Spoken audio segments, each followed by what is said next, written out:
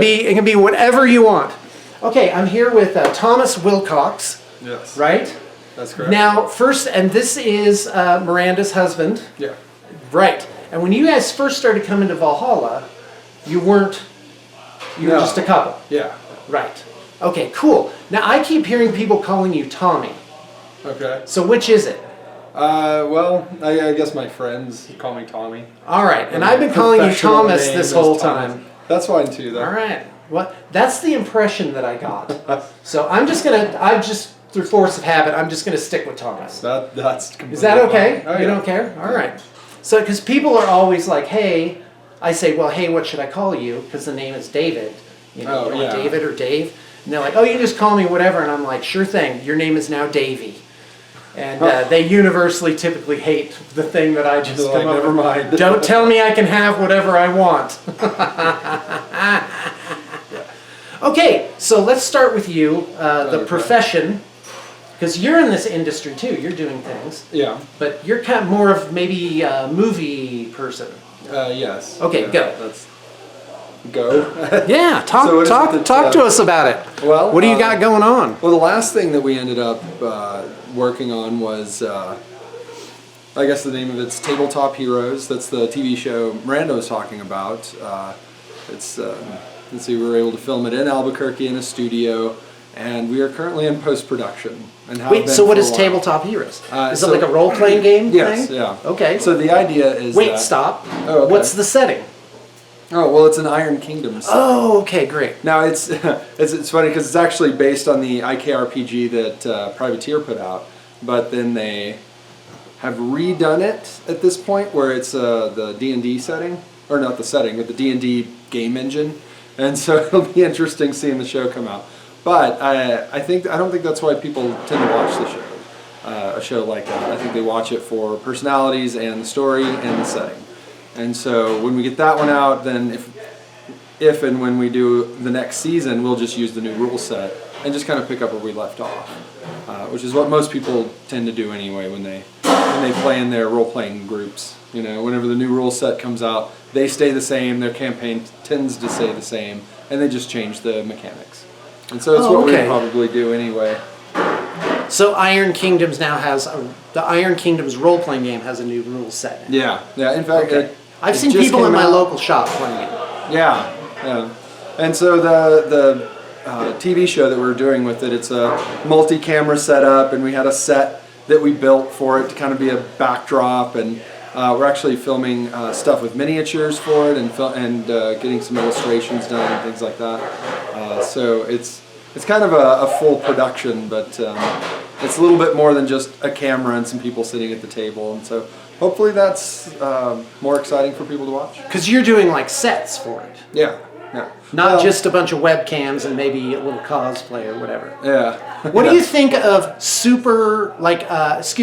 of famous people now getting into Dungeons and Dragons and doing like mainstream shows? Well, a lot of them were already into it. What a bunch of posers! Okay, go ahead. Well, there's some where I've heard the stories of it. Filthy casuals! That's right. In a lot of ways, actors always kind of were. They sit down, they put on costumes, they make believe, it's already been up their alley in a lot of ways. And so my understanding is that a lot of times, even whenever they're waiting for auditions or stuff like that, I'm actually aware of some people that would play Magic the Gathering outside while they're lined up waiting. But no, a lot of actors would get together and you've heard it on Critical Role or Matthew Lillard or even Vin Diesel or people like that. Like, it's something they've always done. It's just, I don't know. I don't know that it would. Well, I mean, it's definitely less cool back in the day because everybody thinks it's cool now. But it was something where they just sort of did it and didn't tell a lot of people about it. But now it's become kind of a mainstream thing, and so they're excited they can actually make content where they do something that they've done for years. Right. That's a very interesting take.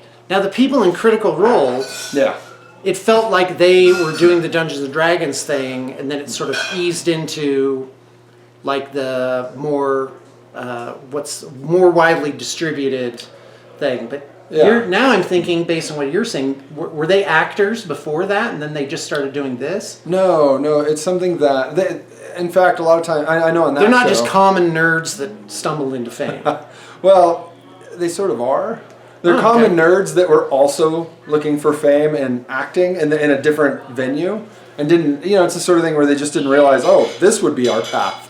It was just, it's just something we do. And with that one, I mean, I know with that show, a lot of their characters and a lot of the stuff that they had brought into even the first episode, a lot of those were characters they had already played for years. Mm-hmm. And so whenever they kind of started doing, Critical Role, it was something that, it was just something that was well practiced. They'd already been there. They'd already kind of worked with these characters, and so whenever they set up the cameras and they do all that, it's just, this is just something we do. We've already done, and so that's why I think that's why it came off really natural to begin with. And so it's like I said. I mean, it's it's the thing that we see here. I mean, even at Valhalla, like 40K is something. Warhammer is a thing that you oddly run into people in the film industry that are like, oh yeah, I play that. Do you play that? It's especially miniatures, and there's just something about it. Especially miniatures capture the imagination. Even people who don't care about gaming or anything. If you have a decent table set out with good terrain and some well painted miniatures, I don't care who you are. You usually go and look at it and like, what is that? Well, what is, you want to see it. You want to go and look at it. We get that a lot of times, especially new people that come into a game store or something, because there's something about it that really captures your imagination, and it makes sense. Physical object. Even miniaturized or something that's, artistically done. And it's not surprising that creative people are also interested in this type of creativity as well. Okay. Well, that really makes sense. How insightful. Thank you very much. Yeah. Okay, last thing is give us some personal rules or rules to live by from your own life, or a life lesson maybe. Let's see, personal rules. Well, I mean, I don't know. I'm not so sure that all rules are universal. What would be something in particular? Okay, fine. Let's do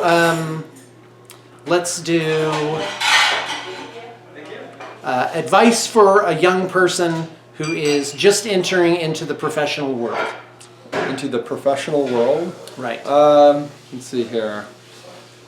The biggest thing it could have been anything you wanted.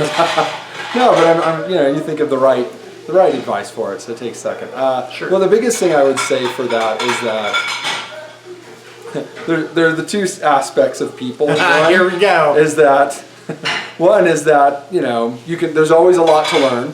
There's always a lot to learn from the people that you work with, the people who have been in the industry that you're in for a long time.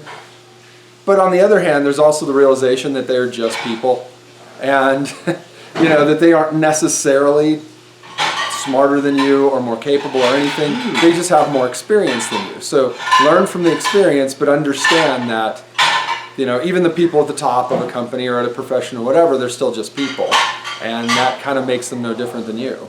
And so all it takes is a lot of hard work and honesty with yourself to get to where they are, and kind of nothing stops you from getting there, except for usually yourself. Great.